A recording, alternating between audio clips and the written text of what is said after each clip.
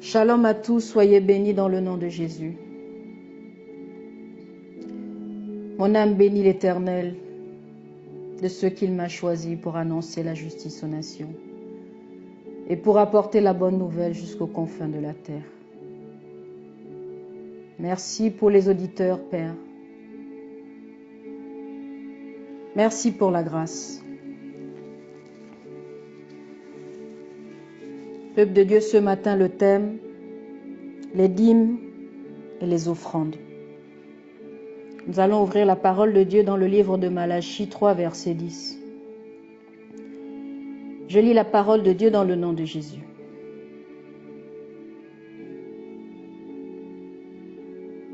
Apportez à la maison du trésor toutes les dîmes, afin qu'il y ait de la nourriture dans ma maison.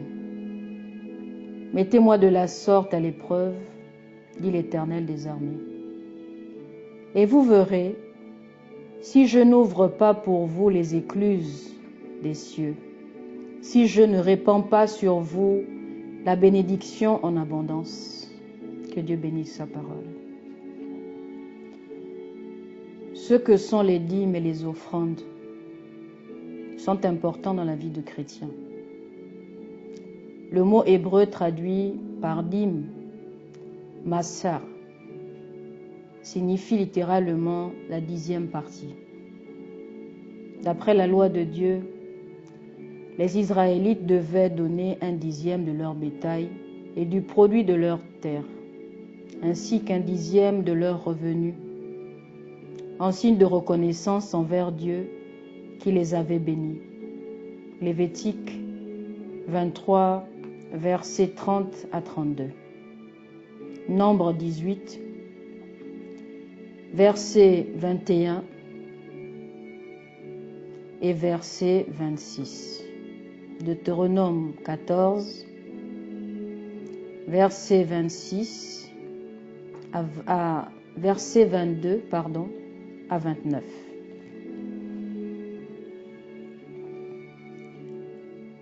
La dîme était d'abord utilisée pour avoir les frais du culte et pour assurer le soutien financier des sacrificateurs.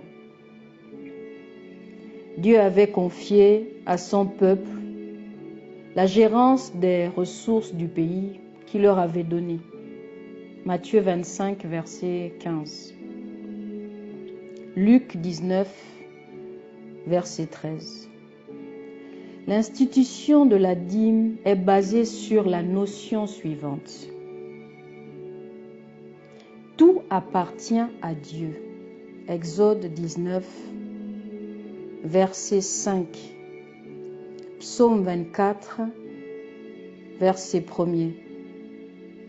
Psaume 50, verset 10 à 12. AG 2, verset 8. Nous sommes les gestionnaires des biens de Dieu, bien-aimés. Les hommes ont été créés par lui et lui doivent chaque bouffée d'air qu'ils respirent. Alléluia. Genèse chapitre 1er, verset 26 à 27. Acte 17, verset 28. Ainsi, aucun homme ne peut prétendre posséder quoi que ce soit que le Seigneur ne lui ait donné d'avance. Job chapitre 1er, verset 21. Jean 3, verset 27. 1 Corinthiens 4, verset 7.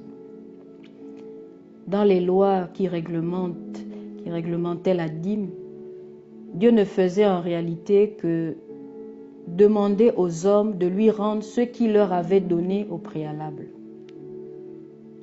En plus de la dîme, les Israélites devaient apporter de nombreuses offrandes au Seigneur, la plupart sous forme de sacrifices.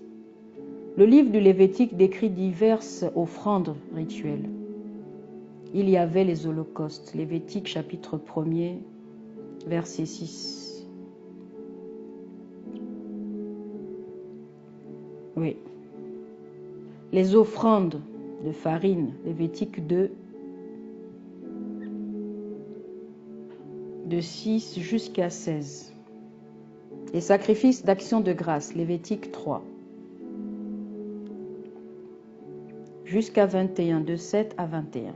Les sacrifices pour le péché. Lévitique 4, versets 1er à 5, verset 13, chapitre 6 à 17, verset 17 à 23.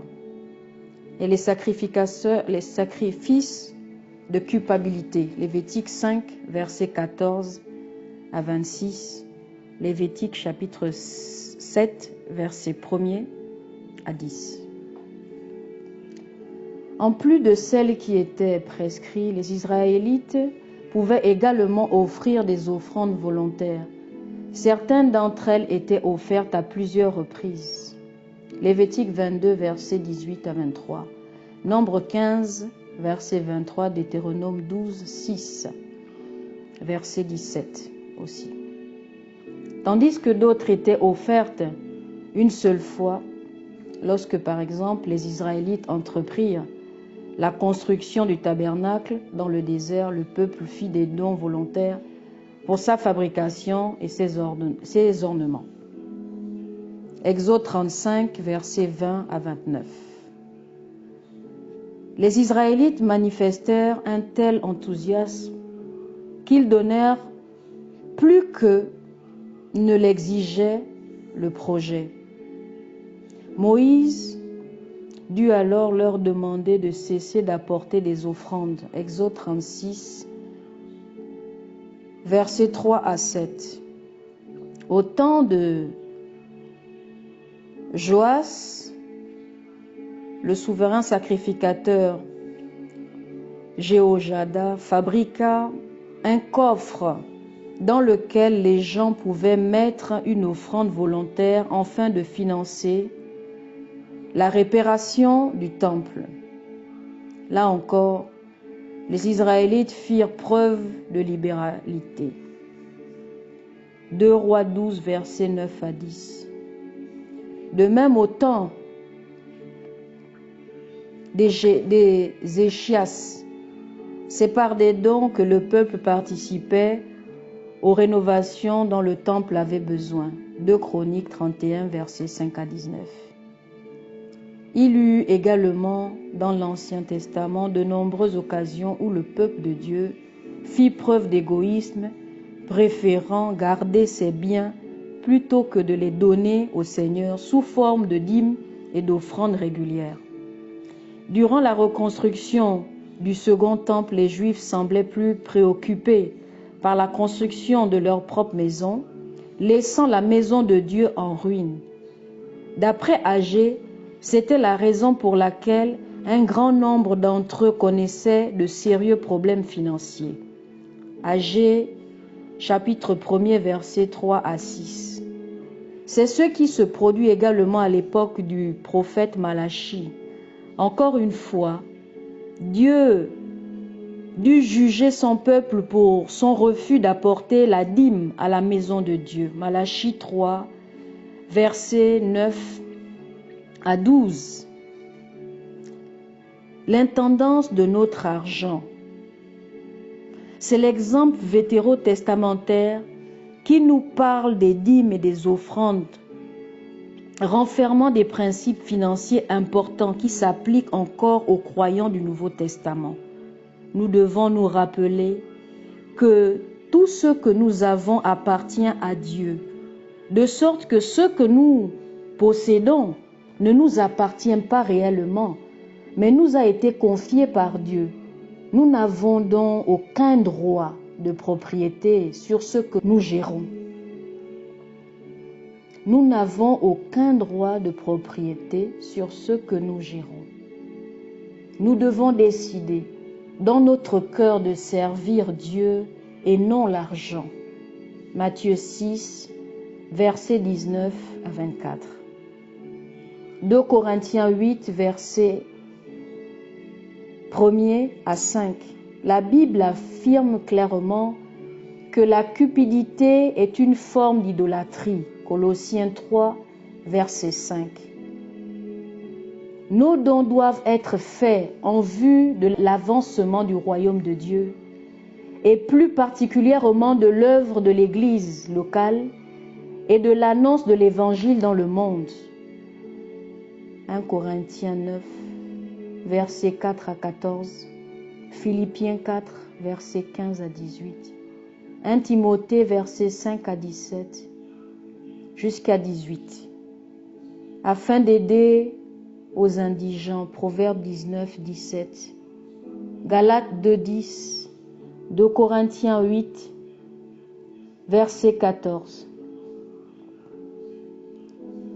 D'amasser des trésors dans le ciel, Matthieu 6, verset 20, et d'apprendre à craindre l'Éternel, Deutéronome 14, verset 22 à 23.